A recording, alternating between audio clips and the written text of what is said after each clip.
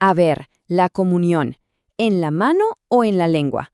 Es un tema que siempre genera conversación, a veces hasta controversia. Pero ¿alguna vez nos hemos preguntado de dónde viene realmente esta práctica? ¿Qué dice la historia?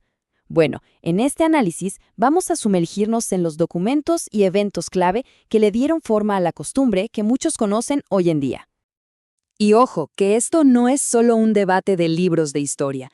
Hace muy poco, la pandemia volvió a poner el tema sobre la mesa y obligó a muchos a preguntarse cuál era la forma correcta o más segura de distribuir la comunión. Esto hace que entender sus orígenes sea más importante que nunca.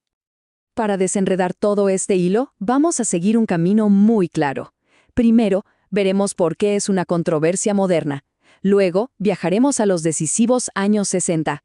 Después, analizaremos la respuesta del Vaticano, escucharemos qué dice la tradición de siglos y cerraremos con la visión de los papas más recientes.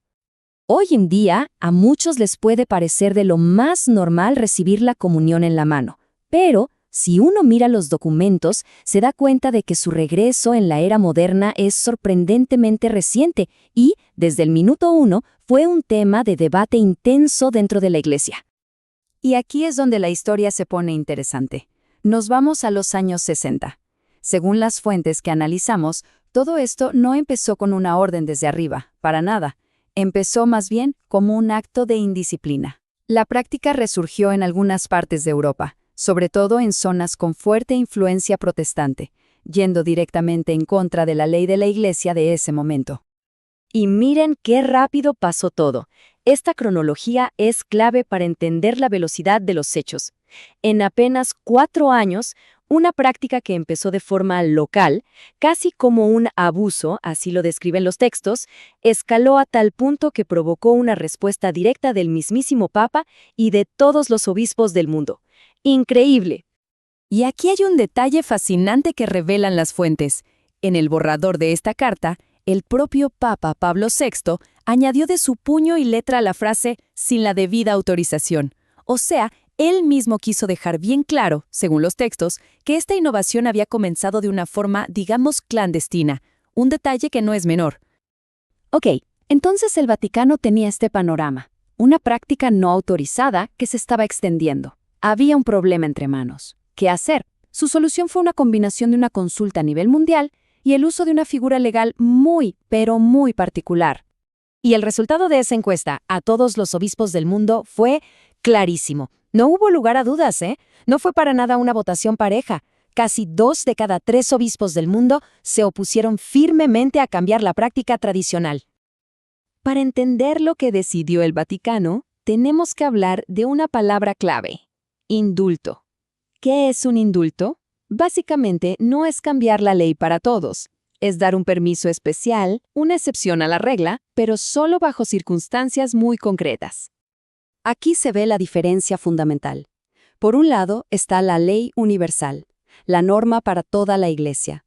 Comunión en la lengua, claro y directo. Y por otro, la comunión en la mano, que no es una nueva ley, sino una excepción. Una práctica tolerada que se concedió solo para esas regiones donde la desobediencia ya estaba muy arraigada. Era, en cierto modo, una forma de controlar los daños. Esta cita de Monseñor Laice, que se encuentra en el material fuente, lo resume perfectamente. Él enmarca el indulto no como un «qué buena idea», sino más bien como una decisión pastoral y pragmática. Se describe como tolerar algo que se consideraba riesgoso para evitar un problema que se veía como aún mayor, una desobediencia masiva. Pero, a ver, el debate no era solo sobre leyes y reglas. Las fuentes nos muestran que detrás de todo esto hay siglos y siglos de tradición. La pregunta es, ¿por qué la Iglesia insistió durante tanto tiempo en dar la comunión en la boca? Y las razones son profundas, tanto teológicas como prácticas. La cosa es que la tradición de comulgar en la lengua no era un capricho, se basaba en ideas muy fuertes. Como se ve aquí, todo giraba en torno a un concepto central: cómo mostrar la máxima reverencia posible, cómo proteger el sacramento de cualquier falta de respeto o profanación, y sobre todo, cómo asegurarse de que ni la más mínima partícula consagrada se perdiera. Y hay evidencia de esto a lo largo de la historia. Las fuentes citan varias autoridades. Miren, por ejemplo, ya en el año 650, hace casi 1400 años, el Concilio de Rouen lo dejó por escrito de una forma súper directa. No había lugar a interpretaciones. Damos un salto de varios siglos y nos encontramos con uno de los grandes pensadores de la Iglesia, Santo Tomás de Aquino. Y él retoma esta misma idea, argumentando que solo las manos consagradas de un sacerdote deberían tocar la Eucaristía. ¿Por qué? Como un signo de la máxima reverencia posible. Y si nos vamos aún más atrás, a los primerísimos siglos de la Iglesia, vemos que esta preocupación ya existía. Tertuliano, en el siglo II, ya hablaba del cuidado escrupuloso para que nada se perdiera.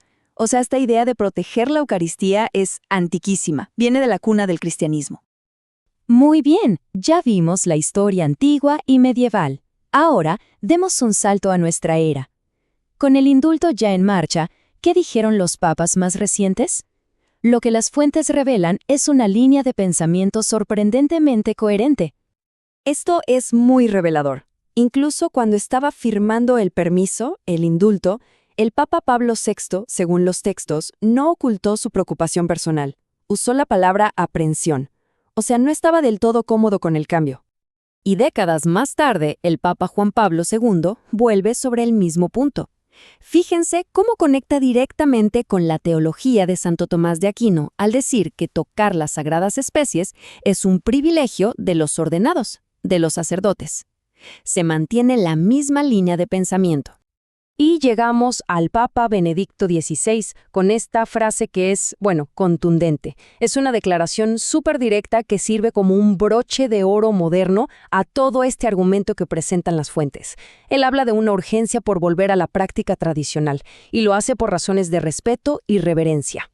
Entonces, para ir cerrando, ¿cuál es la idea central que nos dejan estos documentos? Es esta. Sí, existe una excepción legal, el indulto, pero esa excepción va, por así decirlo, a contracorriente de la tradición, de la ley universal de la Iglesia y de la clara preferencia que han mostrado los papas. La balanza parece inclinarse consistentemente hacia el método tradicional. Y todo esto nos deja con una reflexión final, una pregunta que va más allá de si una cosa está permitida o no.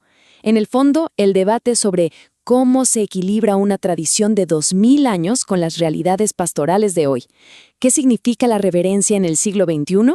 Una pregunta para seguir pensando.